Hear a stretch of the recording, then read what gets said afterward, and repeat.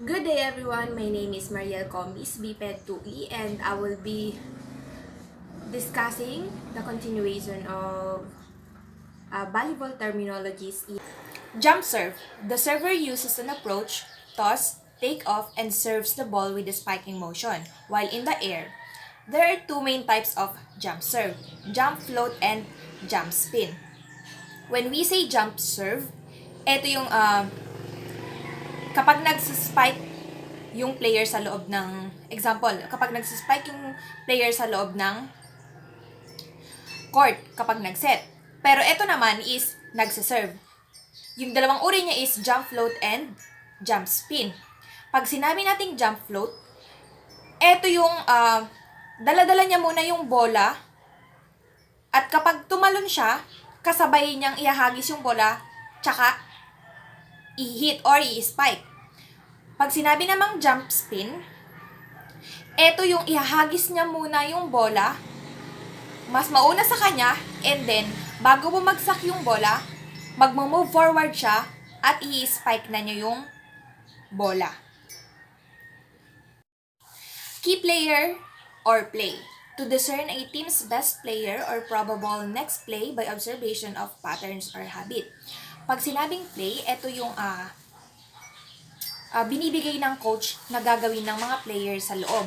Lalo na kapag may nakitang opportunity yung coach na kapag ginawa nila to, magkakaroon sila ng score. Kill, an attack that results directly in a point or side out. Pag sinabi natin kill, ito yung ginagawa ng spiker. Ito yung attack ng spiker na mahirap kunin or mahirap receivin. Kaya sinasabing kill. Libero. A player special in defensive skills. This player must wear a contrasting jersey color from his or her teammates and cannot block or attack the ball when it is entirely above the net height. When the ball is not in play, the libero can replace any back row player without prior notice to the officials. So, a libero can substitute freely only for someone in the back row. Pwede lang silang mag-replace ng player without prior notice to the referee sa back row area. And typically, the best passer and specialized in serve-receive ang libero. Kung makikita natin sa isang game, sila yung nagda-dive, yung nagsasacrifice ng katawan nila para lang ma-save yung bola. And sila yung may kakaibang damit sa loob ng court. Lines, the marks that serve as boundaries of a court, 2 inches and 5 cm wide. So, ang sukat ng lines ng volleyball is, yung white na line na ginagamit is 2 inches and 5 cm wide. Etong line na ito yung bumubuo sa buong volleyball court. Ito rin yung nagdi-divide sa volleyball court. Ano nga ba yung different lines? These are side lines, end lines, attack lines, and center line. So, we have linesman. Officials located at the corners of the court. Each linesman is responsible for ruling if the ball is legally in play along the lines for which he or she is responsible for. Ang linesman, ito yung makikita natin sa magkabilang dulo ng court. Sila yung may hawak na flag, nagtataas or nagbababa ng flag as a sign kung ball in or ball out. Sila yung tumitingin sa bola once na tumama sa floor. Lineup. Players starting rotation and therefore serving order number 1, 2, 3, 4, 5, and 6. Ito yung 6 players na pinapasok ng coach sa loob ng court. So, kaya merong lineup, ito yung magiging rotation sa pagsaserve ng player. Kadalasan na lineup sa volleyball is number 1 si setter, number 2 si right side hitter, next is middle blocker, then the opposite, outside hitter, and the middle blocker or the libero. Line serve, a straight-ahead serve landing near the opponent's left sideline. When we say line serve, eto yung serving na tayo nasa right side tayo nag-serve. Ang bagsak lang nung serve natin is on the left side of our opponent. Diretso lang yung serve natin. Meron kasing serve na diagonal. Nag-serve tayo sa right, babagsak din siya sa right side ng opponent's area. So, line shot, a ball spike along an opponent's sideline, closest to the hitter and outside block. So, let's take a look at this video. Kung makikita nyo sa video, yung pag-spike niya ng bola is, ang babagsakan niya is dun sa opposite direction, which is the left side of the opposing team. And malapit siya dun sa hitter and outside block. And dun sa sideline na akala mo magiging out, pero pasok pa rin sa sideline. Next is load. Body position for the blockers or other position of the players so that they are most effective. When we say load, ito yung kung paano tayo nagre-ready. Halimbawa, sa libero, kung paano siya, meron siyang posture kung paano re-receive ng bola. Sa blockers naman, nakabend muna sila nagre-ready bago mag-jump. Ito yung tinatawag na load. Middle back, a defensive system that uses the middle back player in 6 to cover deep spikes, also called 6-back defense. Sino nga ba yung nasa middle back? Ito yung libero. Libero yung nagsasave or nagkikip ng ball off the floor. Sila lagi yung nagsasave ng bola, rumireceive ng deep spikes para maging alive yung bola nila at mairally pabalik sa opponent's court. Middle blocker usually placed in the middle of the net. When in the front row, it moves laterally to her blocking assignments. So, ang middle blocker, kailangan matangkad. Bakit? Kasi siya yung nasa pinakagitna sa front row. Siya yung laging mag-i-initiate ng blockings. And anywhere, pwede siyang pumunta. It's either right or left. So, middle up, a defensive system that uses the middle back player in 6 to cover tips or short shots along the 3-meter 10-foot line, also called 6-up defense. Kung sa basketball, meron tayong tinatawag na zone defense na 3-2-2-3. Sa volleyball naman, meron tayong tinatawag na middle up. Ito yung ginagamit nila ng defensive system. Kung saan, yung nasa back row, yung mga back row players is nakaset sila. Yung middle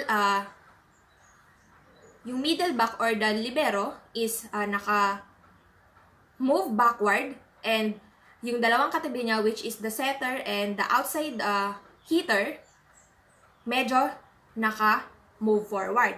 Para walang, or para if ever na merong bola, mas madali nilang makuha. Next, we have Mintonet, the original name of the game volleyball created by William Morgan. So, Mintonet, ito yung original name ng game volleyball. Bago naging volleyball, ang tawag dito is Mintonet. Off blocker, outside blocker not included in the double block, also called the offside blocker. When we say off blocker, this is the player that is not actively participating in the blocking, because they are on the farthest side of the court away from the ball. So, halimbawa, kung nasa left side sila, tapos yung bola is babagsak sa right side, hindi na sila makakahabol sa pagbablock. Kaya siya yung tinatawag na off blocker. Pero, meron tayong tinatawag na triple block kung saan tatlong player na nasa front row yung nagbablock. Pero kadalasan nangyayari lang ito sa gitna kasi pare-parehas na malapit silang lahat. Next is off-speed shots. An attack that is intentionally slow. Ball spike with less than maximum force but with spin, also called roll shot. Let's take a look at this video para mas lalo nating maintindihan. So, kung makikita nyo,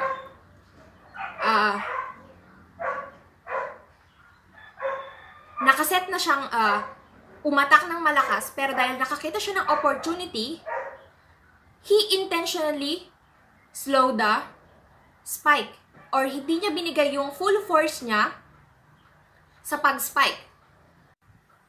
Opposite, player who plays opposite the setter in the rotation. In some system, this player is also a setter. In other system, this player is called right side. Halimbawa, sa court natin, ang nasa right side is the setter. Kung titignan natin sa kabila, from our position, which is nasa right side tayo, left side naman sa kabilang court. Kung saan, ang katapat ng setter natin is their opposite or the outside hitter. Outside hitter usually plays at the ends of the net when in the front row, also called right side opposite or left side power. The best example of outside hitter is Alyssa Valdez. Bakit Alyssa Valdez? Kasi kahit nasa back row siya, kayang-kaya niyang mag-spike ng bola. Or malakas siyang mag-spike ng bola. Kapag naman nasa front row siya, nag-hit siya ng bola outside the playing area. Overhand pass, a pass with both hands open that is controlled by the fingers with the face below the ball. Both hands simultaneously contact the ball above the head and direct it to the intended target. Pag sinabi nating overhand pass, madalas nating naririnig sa volleyball, ito yung tinatawag na toss. Ginagamit ito sometimes kapag set. Overhand serve. Serving the ball and striking it with the hand above the shoulder. Ang overhand serve, ito yung tinatawag nilang wallop. Yung ihagis muna sa air yung bola at tsaka ihihit. Parang kapag nag-hit ng spike, pero nasa serving area. Overlap, a violation called if a team is lined up out of rotation when the ball is served. Ito yung overlap is a violation dahil sa pagsaserve merong proper rotation. Merong 1, 2, 3, 4, and 5, and 6. Halimbawa, nauna yung 1. And then, susunod yung 3. Magkakaroon ng violation kasi hindi nasunod yung proper rotation of serving. Overpass, a ball pass across the net. Sa volleyball, kapag nagkakaroon ng rally, nag-overpass yung bola or lumalakbas papunta sa kabilang net, pabalik sa kabilang net, ang tawag doon is overpass. Overset, an errant set that crosses the net without being touched by another offensive player. Pag sinabi nating overset, ito yung, for example, nag-set kayo. Na-receive yung bola, sinet ni setter, and then ini-spike ni spiker or ng attacker, pumunta sa kabila, and so sila na yung magiging offensive. Pero walang naka-receive sa kanila ng bola or walang nakatouch sa kanila ng bola. Pass. One of the skills receiving a serve or the first contact of the ball with the intent to control the ball to another player, also called bump. Yung pass ay tinatawag na ngayong bump. Ito yung mostly gawain ng libero. Sila yung rumireceive ng serve at magko-control sa bola para ma-set ni setter at ma-spike ng attacker. Pancake, one-handed floor defense technique where the hand extended and slide along the floor. Palm down while player dives or extension rolls so ball bounce off the back of the hand and considered legal. Ang pancake, ito yung isang defensive play na kung saan isi-save mo yung bola na malapit nang tumalbog sa floor. Ang pancake ay ginagawa sa pamamagitan ng pag-dive at paglagay ng palm sa floor upang doon sa palm mo mag-bounce yung bola. Party ball, when the ball pass across the net in front of attack line so the front row attacker can immediately hit the ball on the first contact. Ang example is yung nasa picture. Nangyayari lang ang party ball kung merong overhead pass or free ball na galing sa kalaban. Kung sino yung nasa harap na nasa defensive position, pwede niya agad paluin yung bola. Penetration, the blocker's ability to reach over the net above the opponent's court. Ang penetration, ito yung pag-block sa spike ng kalaban na kung saan ginagamitan ito ng pagtalon. At sa pagtalon, kailangan mo itaas ang kamay mo at kailangan lumagpas ito sa net upang mapigilan ang spike ng kalaban. Perimeter, backcourt defense where 4 players arrange themselves near the boundaries of the court. This is the most common defense. It is set up called the perimeter defense. This 2-0-4 system has 2 blockers, no players behind the block, and 4 defenders, where they themselves along the perimeter of the court, with 1 foot the line. In this formation, players are always ready to move in the center. You see in the pictures the example of the perimeter defense. Pipe, a back row attack from the middle of the court, position 6. Ang pipe, ito ang pag-jump ng isang back row player upang ma-spike ang bola malapit sa attack line. Ang attack line, ito naman ang nagse-separate sa front row player at nasa back row player. A back row player cannot legally attack the ball above the net unless he takes off from behind the attack line. Play, an attack with a planned fake usually including 2 or more hitter. Ang play, ito ay isang klase ng pag-atake na kung saan kinakailangan ng isa or dalawang player na magkukunwaring i-spike ang bola. Sa ganon, magre-react kasi agad ang blocker ng kalaban at ang isang tosser naman ay ibibigay talaga yung bola doon sa mag-i-spike. Sa ganon, mas malaki ang tsansa na maka-score agad at hindi ito masalag ng kalaban. Quick set, an extremely low vertical set used to beat the opponent's block, can be set in any position on the net. Nasa video ang example ng quick set na kung saan ito ay sa pamamagitan ng isang setter at ng isang spiker. Habang itinos pa lang ng setter yung bola papunta sa ere, ay tumalon na agad ng spiker. Dahil sa ganung paraan, hindi agad makakapag-react ang blocker ng kalaban. Rally scoring. It is a system used in volleyball in which point is scored on every single rally. It doesn't matter which team serves the ball. Points can be scored by either the serving or the receiving team. Proper position. Makikita sa picture ang proper position na upang maging handa tayo or makapag-react tayo ng tama sa paparating na bola. Mahalaga ang bigat ng manlalaro ay balancing nakapaharap sapagkat makakatulong ito sa manlalaro upang makakuha ng momentum. Red card, maaari itong itawag sa player or coach ng isang koponan. Bibigyan ka lamang ng red card kung ikaw ay natawagan na ng dalawang yellow card. Kapag ikaw ay red card, automatic eject ka na sa laro at hindi ka pa makakapaglaro next game. Roof, makukonsider lang na roof pang isang play kung ang pag-spike ng kalaban ay na-block mo and the ball bounces inside the court of your opponent. Rotation, ito ang pagpapalitan ng bawat position ng mga players sa loob ng court in a clockwise movement. Nangyayari lamang ang rotation kung kayo ang nanalo sa rally at kung kayo na ang magsuserve. Ngunit maaari kayong tawagan ng overlapping or ng out of position ng isang umpire kung isa sa inyong miyembro ay nakalimutan ang kanyang position bago pa man iserve ng isa sa inyo ang bola papunta sa court ng kalaban. Sim, Ito ang tumutukoy sa pagitan or space ng dalawang player.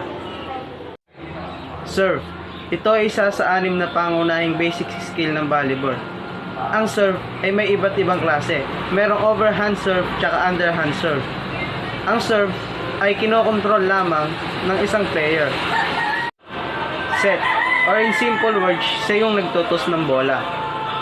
Yung set, siya yung second contact in a rally, na kung saan nagseset siya upang ma-spike ito ng front row or back row player.